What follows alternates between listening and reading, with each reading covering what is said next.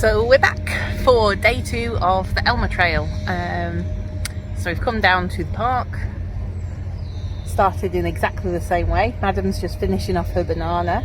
We will take a trek up to the swing park, blow off a little bit of steam, and then head up to rejoin the trail.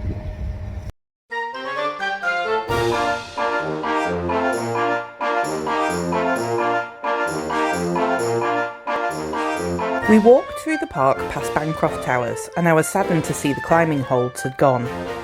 I'm guessing the upkeep was too expensive, but it seems a wasted resource that was never properly utilised or marketed.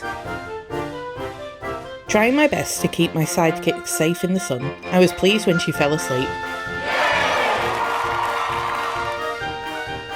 And I could keep the pram shade on her for the hottest, sunniest part of the walk. We picked up the trail with Captain Elmer by Rhiannon Fryer.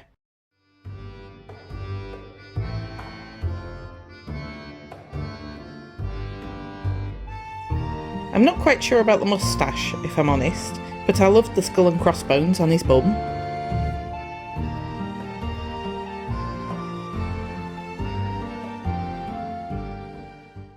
Okay, so unlike part 1, we've come out on a weekday and it's a bit quieter.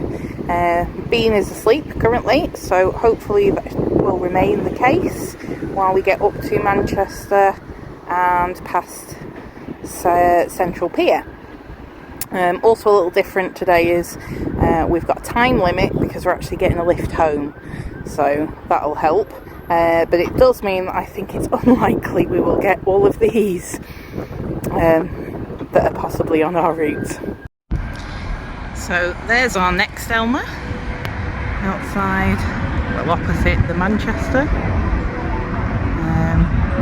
also opposite the sewage works. And I'm sorry to say, there was a bit of an aroma.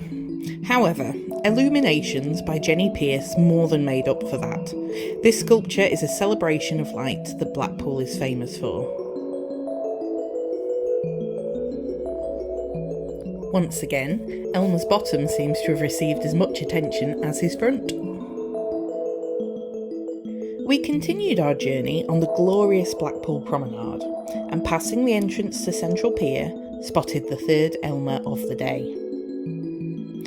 I took my footage of the elephant in the ballroom, another offering by Lois Cordelia, under the judgmental gaze of many a herring gull.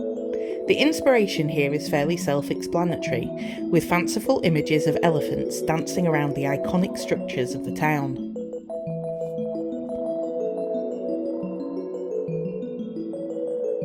Sitting beneath the swaying seed pods of June grass, a 35-metre tall dynamic sculpture installed in 2011, sits the next Elmer, entitled Sea Life by Kathy Simpson, and the two pieces combine to showcase the marine wildlife we see off the Fylde coast, backed up by the Sea Life Centre behind them. Passing the RNLI building, we reach Elmer Armfield by Megan Smith Evans, inspired by a local football hero, Jimmy Armfield. The player and his local and international career are well celebrated across the town, with roads, pubs and schools named after him. And now an Elmer! Boasting a modern strip, the ladybirds seem to love Elmer Armfield every bit as much as we do.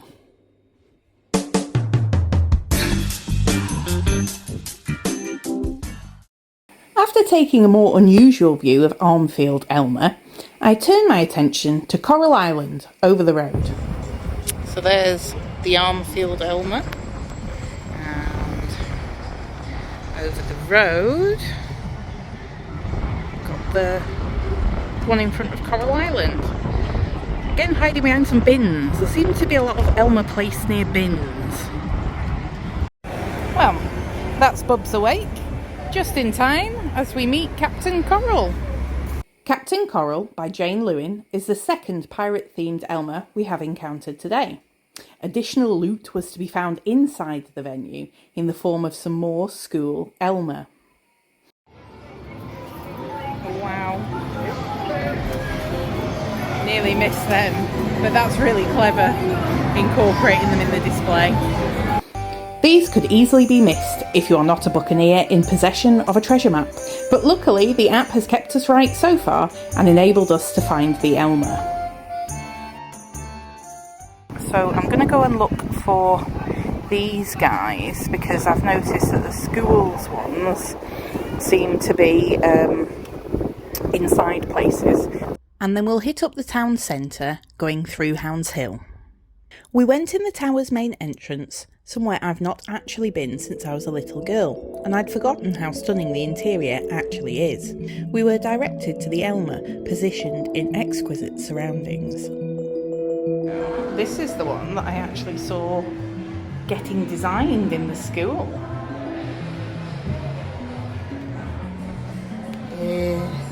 And we wanted to see the turtle on his bottom because I knew it was there.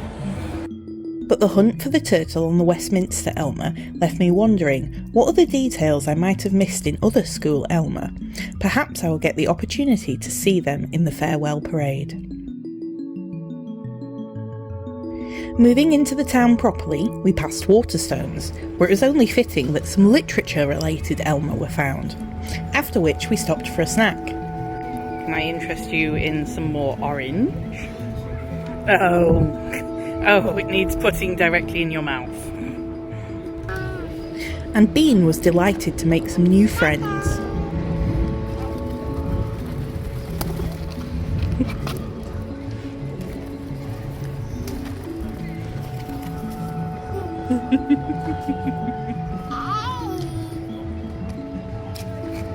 Once inside Hounds Hill, we were greeted with another Elmer, Wild Blossom by Natalie Bowker.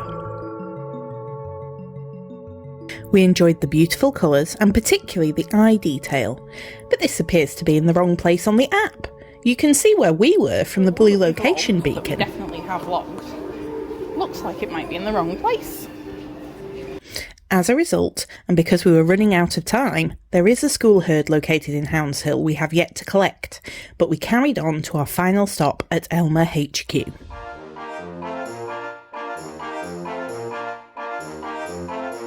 We had a good nose around, enjoying the ambience and sculptures, purchasing a map for their keepsake, and the Bean was rather taken with a miniature Elmer, so we obviously had to rehome this one.